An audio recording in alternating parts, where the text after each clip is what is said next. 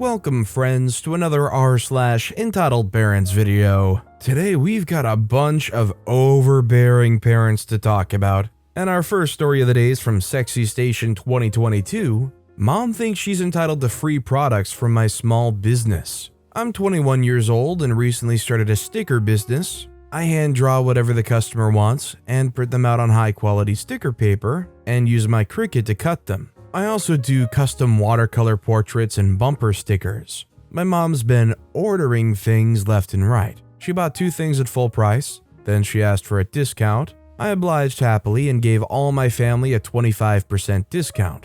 Now she's saying that she shouldn't have to pay since she helped pay for my wedding, which was a gift. Today she requested 3 packs of stickers for only $5 a pack, originally $10, but she wants a dino pack with 6 different dinos, a Pokemon pack with 6 different Pokemon, and a space pack with 6 different space stickers. So I'm doing the work of 18 orders as I have to draw each and every sticker by hand. I told her this and she said that I should donate my time for my mother, an only customer. I've had a handful of customers, but she's definitely the biggest. She also wants a watercolor portrait, takes 6 hours, as a gift, and once again used the wedding against me. I feel so underappreciated. She's always praising my work, but if she actually thought so highly of my talent, she wouldn't request huge discounts and free products. I think this is a situation where they could think very highly of their products. In fact, I'm sure they do because they keep coming back. This is just them trying to take advantage of you.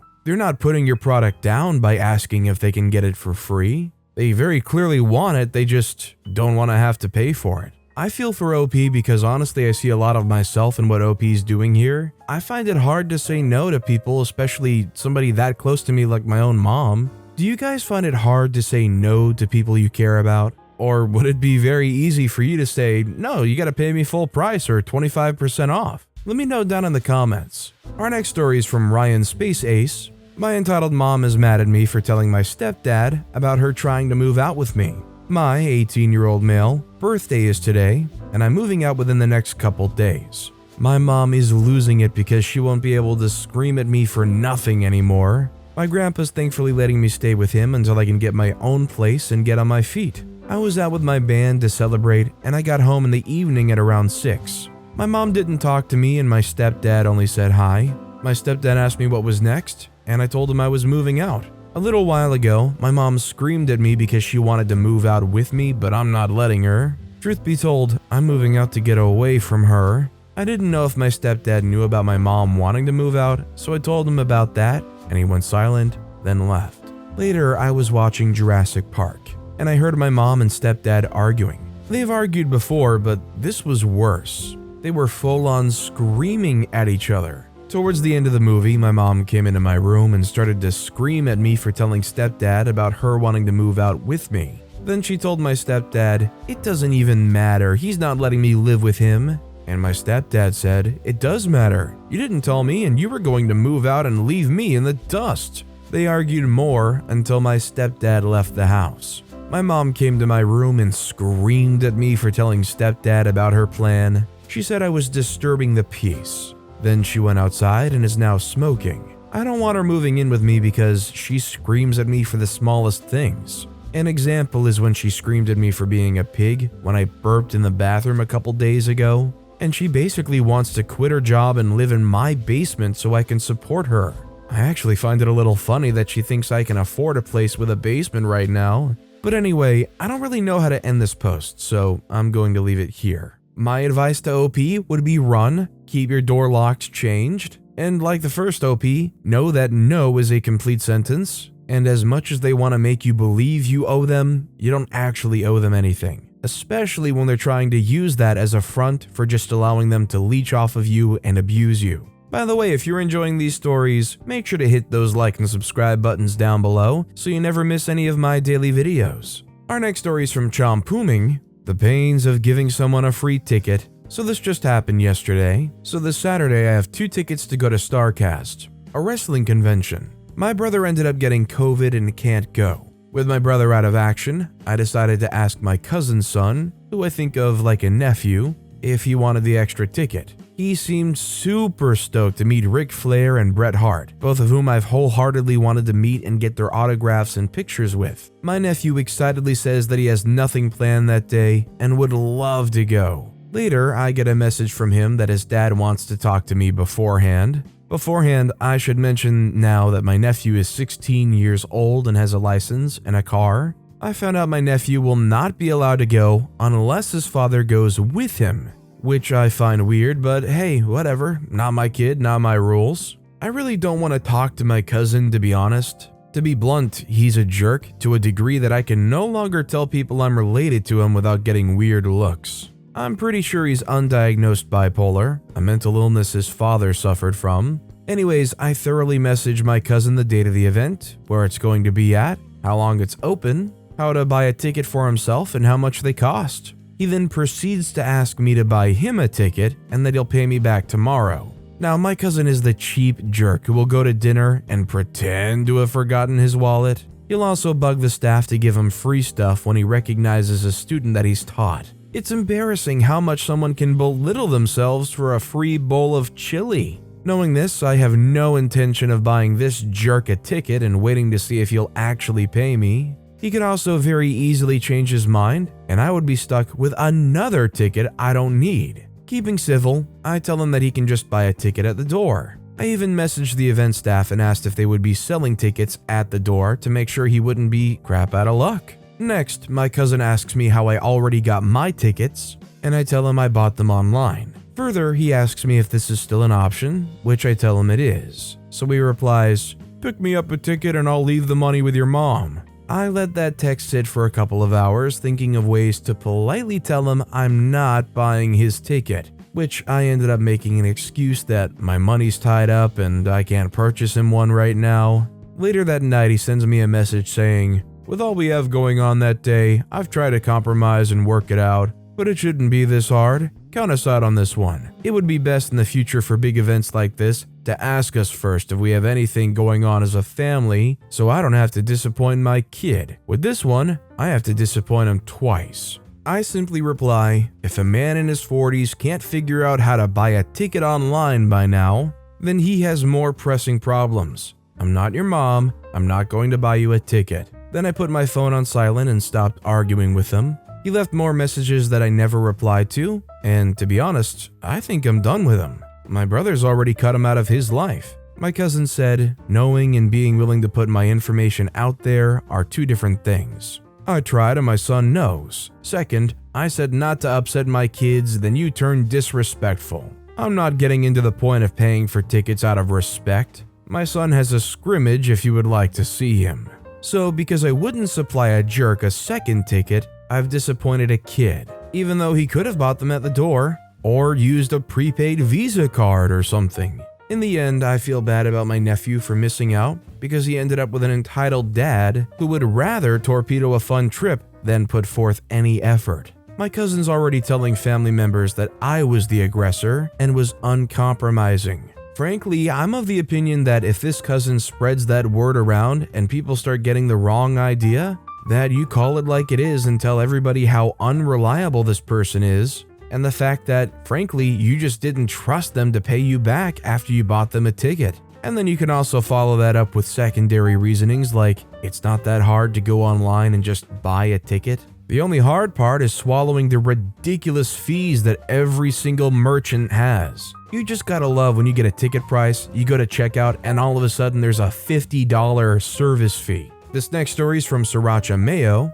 being told you're sensitive for getting offended by offensive behavior. I, 25-year-old female, am an unproblematic person. I live a happy home life with my husband in our quiet little house, minding our business, away from any drama. I do not bother a soul, so in the same way, I expect for people to leave us alone. Cue in the family. Whenever we visit them or even get a phone call from them, my little bubble of peace bursts and my guards go up.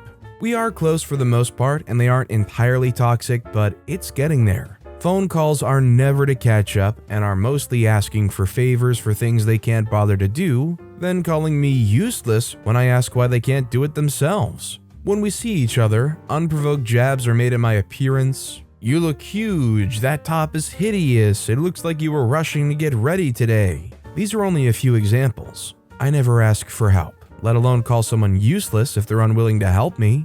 I'm also entirely against commenting on others' appearance unless it's a compliment.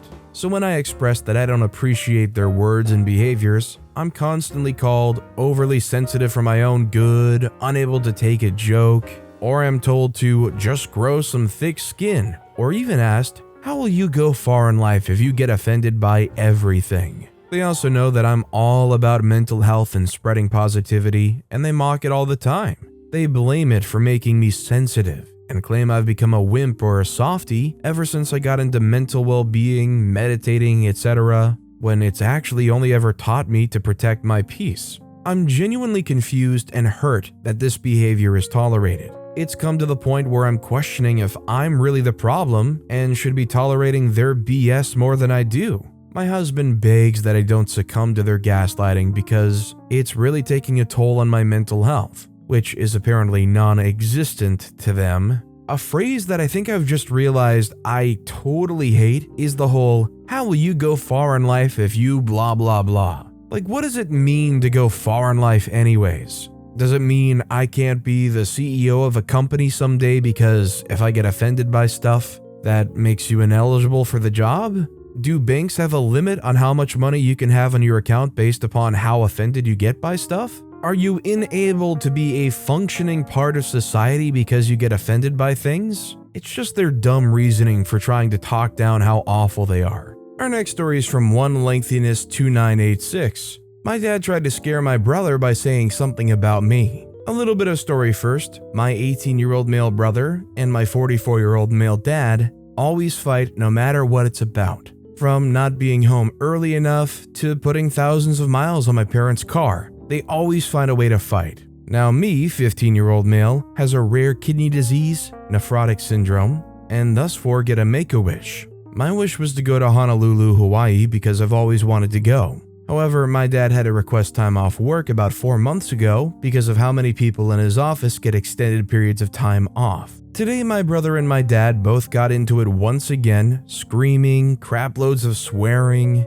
and just all around a horrible time. During this, my dad said that he wouldn't travel with my brother and canceled his time off work. And since there was a limit for time off, it was already taken. This pissed me off and my brother knew it. He responded with, "Oh, so now you want to screw with OP's crap? That's screwed up. How about you stop dragging other people into your problems and talk to me like a man, you jerk?" I know it was messed up for my brother to talk like that, and he shouldn't have, but it made me feel happy that somebody cared about me enough to understand that I'm not an object to use to win an argument. I definitely disagree with OP. I don't think the brother was messed up at all to say what they did. I think it was very legitimate and frankly something that probably needed to be said. For their dad to go and use OP's situation to try to win an argument, bailing on their own kid's holiday, that's pretty darn screwed up.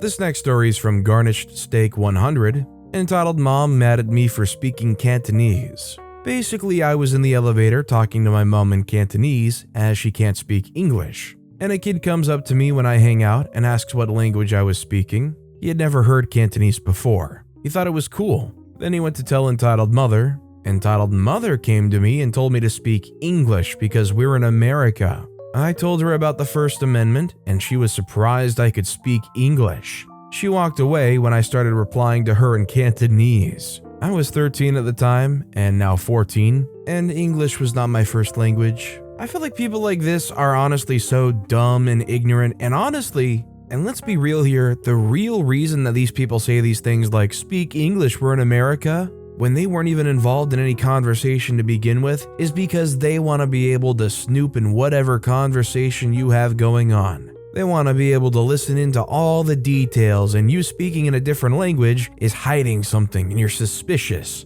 That's how Karens like that operate. Our next story is from Nella Bride. Too tired to take care of my undisciplined child. I just started college, and for the longest, my parents have been pushing the responsibility of my 8-year-old brother on me. And he's an annoying jerk. He pisses everyone off every day and breaks my stuff all the time. My mother doesn't want to discipline him because she thinks he's autistic and she wants to be understanding of his feelings. But he hasn't even been diagnosed with autism, and it doesn't even matter. 90% of the time, he acts like an unappreciative brat. He complains about everything, and when I tell him to simply stop messing with stuff and doing dumb stuff, he never listens and says, "You're not the boss of me," and starts knocking crap over and breaking things. But where's his parents? Asleep in their freaking bed. Even when he comes home from school, he goes straight to YouTube watching BS, and when I make him do his homework, he runs off and cries to my mother, saying I'm being mean and it doesn't matter what happens, I'm always the villain. My mother coddles my brother way too much and he gets away with everything. He even threatened to kill her, and that's when she finally yelled at him, and that was it. If you birth a kid, you need to discipline them so they don't become a little jerk.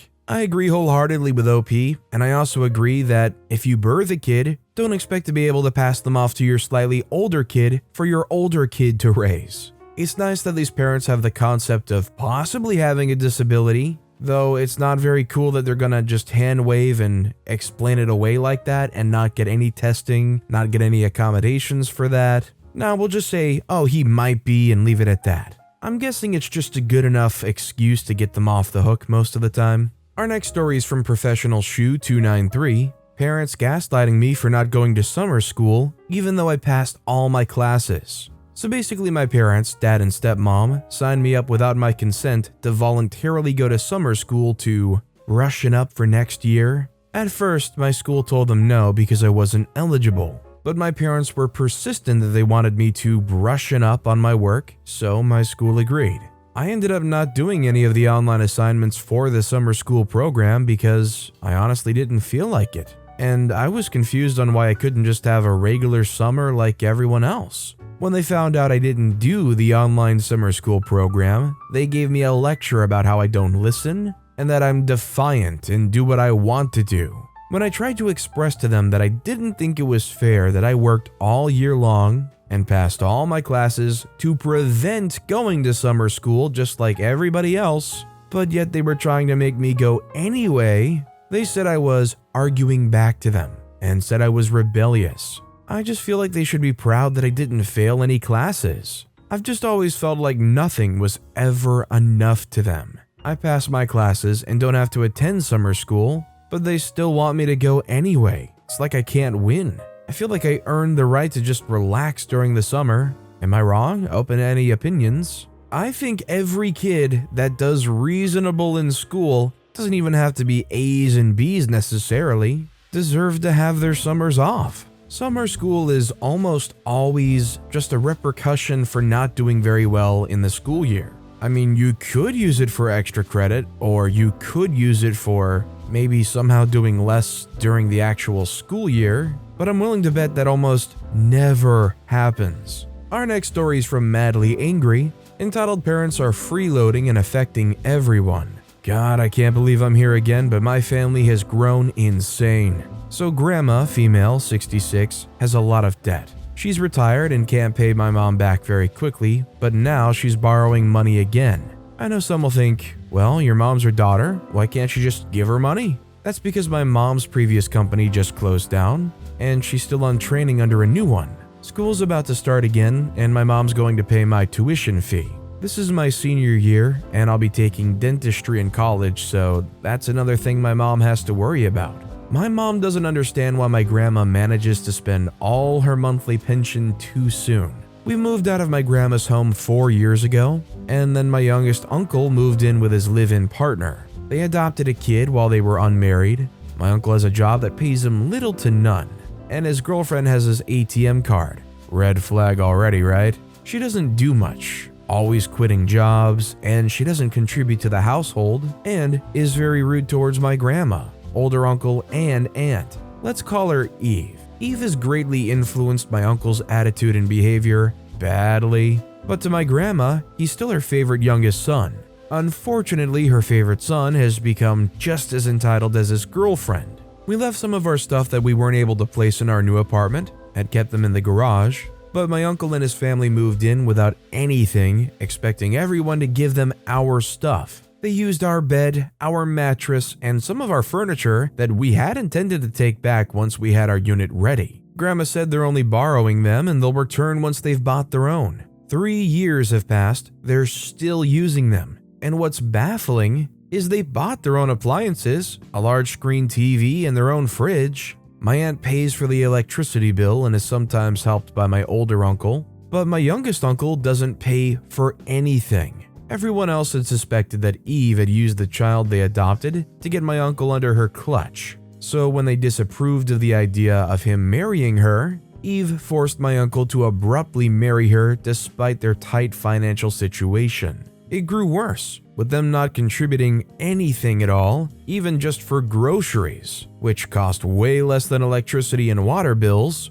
My older uncle had to take his own fridge down because he can't afford paying his part in the bills anymore. Yet Eve and my uncle are still freeloading, and apparently they've now expected my retired grandmother to pay for their son's tuition fees, like how she helped with mine and my older cousins when she still had a job. When she finally got her separation pay from the hospital she used to work at, she had her own little house in the province constructed. And now the construction has been discontinued because she can't pay the workers anymore. She borrowed a huge amount of money from my mom for it to proceed, and now she's borrowing money again for an unknown reason until we've learned that Eve borrowed my grandma's pension, not once, but twice already, for God knows what. And everyone is now suffering financially thanks to 2 freeloading entitled parents. Honestly, I don't know what it's going to take because it feels like they started off as leeches, but at this point they've fused to the body and they're going to keep on sucking till every drop is gone.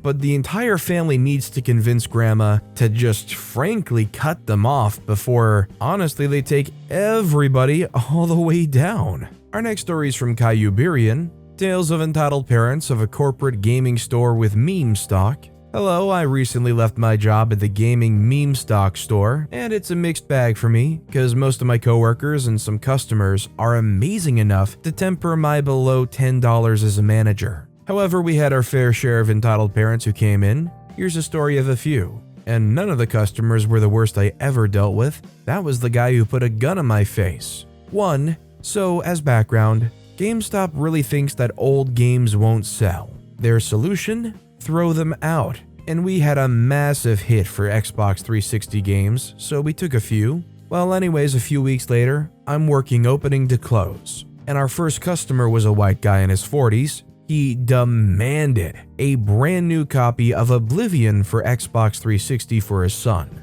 Not only did we have no way of giving him one new, but we no longer carried Oblivion for some reason, one of the best games ever made. Well, he wasn't happy and started shouting slurs. For context, he assumed I was gay, and he knew my coworker was black. I spent the next few minutes telling him to get out and had to call the security from the superstore nearby to get him to leave. On his way out, he knocked over a neatly stacked box of Funko Pops we had stacked a few days before, and we had to rush to clean it up. Because today of all days was considered the worst day of the year, and I agree. It was the day after Christmas, and we got hit with non-stop customers for the next 10 hours. On top of that, he made a complaint to my boss, who told him where he could shove it. She was the best boss I ever had, and was very confrontational with people she saw as rude. 2. The second story I have is actually about my boss. As anyone who's tried knows, PS5s are notoriously hard to find,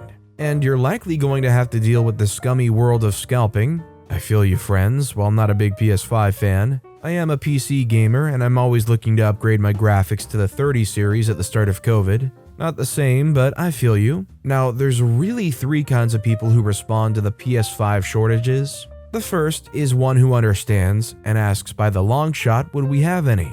They already know the response, but hope against hope for a miracle. They're the most chill. The second is the one who asks when we'll get them in. And GameStop shipments effectively operate on a random system, so we have no clue of when events are coming.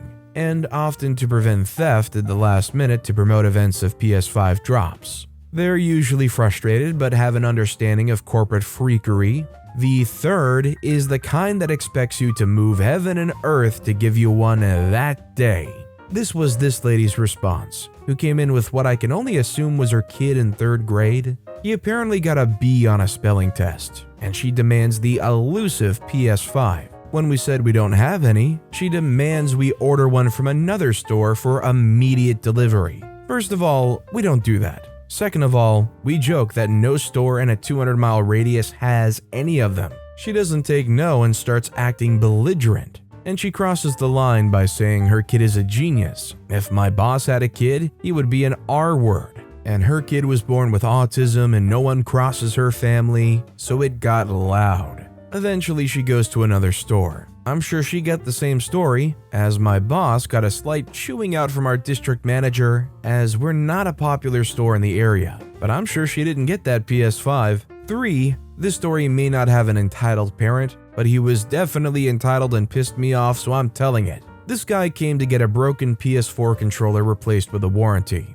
And if you're getting a PlayStation controller of any kind, get the warranty. As said best by bigger tech experts than me, the internal battery leads to more issues. And that's the reason we sell and go through so many darn PS4 controllers. An item we don't get all that often, which was this man's issue. When we don't have a controller for a warranty exchange, the best solution would be called web in-store. Order it in-store and have it shipped to you. I explained this process to him, and he exploded, saying he wanted my name to ruin me. As he put it, he had a massive Twitch following of 100 followers. Yes, he said the size of his channel. I don't want to shame someone, but I shrugged this off as I stream for a hobby, and as infrequent as I stream, had over double his following, so I knew it was an empty threat. His next mistake was him explaining how I would be lost there, and would have no clue about video editing or gaming. I was upset now as I'm majoring in video production.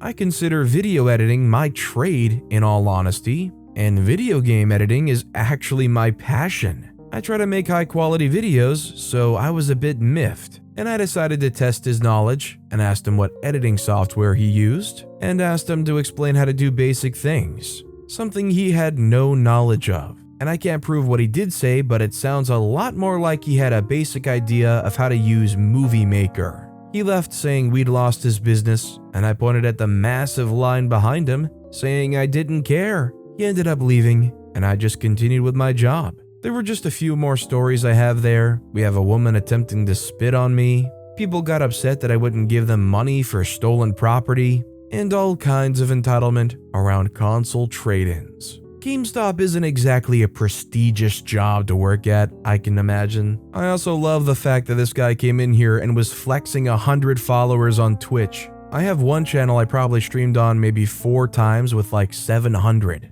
And that number is embarrassing enough to not even want to even mention it. And our final story of the day is from Throwaway 42578. My mom wants me to wake up before work and cook for her family. Info: my parents immigrated from a country in Central Africa, and this sexist mindset is rooted in culture, as this is very much how most people live there. This happened a couple of weeks ago. Background: I, 15-year-old female, volunteer at somewhere similar to the YMCA to meet my graduation volunteer hours requirements. For the rest of the story, I'm going to call it work because it is work. I'm just getting paid in volunteer hours, while some my age are getting paid in money. Another thing is, I promised my mom I'd cook more this summer because how will I ever find a husband if I can't cook every dish known to man? I only agreed because she said I couldn't work or volunteer this summer if I didn't. Anyways, on to what happened. My hours are from 10:30 to 4, so I figured it would be best if I come home, shower, then make dinner.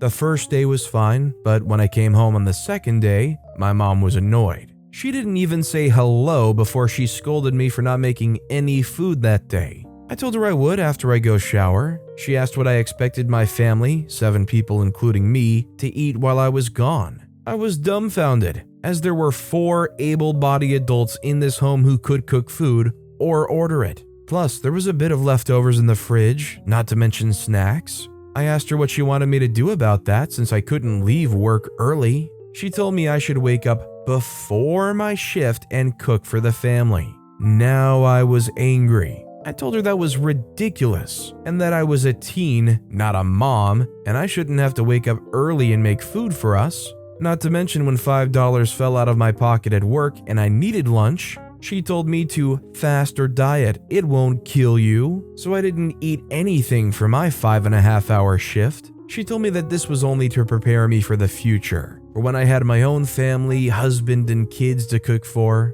Funny how she didn't do this for my brother, even though he's going to college after the summer ends, so his future family's closer than mine. Then I said the very thing from her nightmares. Well, thanks for showing me, because now I don't want a husband and kids, if this is how I have to suffer. She screamed not to say that because it might make me infertile, and I said I don't care. I was then yelled at for saying that. Oh, and by the way, the whole time I was crying a bit from stress. Freak my life. I feel bad for OP and anybody that has to deal with this culture that isn't happy dealing with that culture. Being constantly pressured and expected and forced to do these things you don't want to do, that if you moved out and lived on your own, you wouldn't have to do or ever consider. To me, it sounds kind of like torture. But with that being said, that's all the time we have for today. Now, if you want to hear another Entitled Parent story that was way crazier than any of the ones in this video, click on that left video. Or, if you missed my latest video, check out the one on the right.